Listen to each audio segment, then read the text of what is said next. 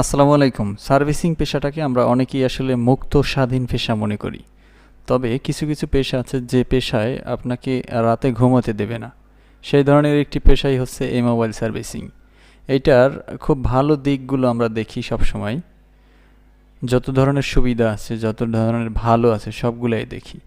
তবে কখনোই আসলে এটার নেগেটিভ যে সাইডগুলো আছে সেইগুলো নিয়ে আমরা কখনোই বাহির থেকে আসলে গবেষণাও করি না বা এটা আলোচনাও করি না।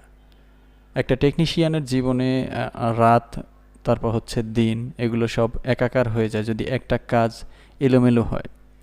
প্রতিটা পার্টসের মান, প্রতিটা পার্টসের অবস্থান, এগুলো ভিন্ন ভিন্নভাবে আসলে শনাক্ত করা, সার্ভিসিং করা, কাস্টমারকে সুন্দরভাবে আসলে তার মনের মধ্যে জায়গা করে নেওয়া, পরিপূর্ণভাবে একটা সার্ভিস দেওয়া, প্রত্যেকটা বিষয় মিলিয়ে আসলে অনেক অনেক বেশি কষ্ট করতে হয়। এটা হচ্ছে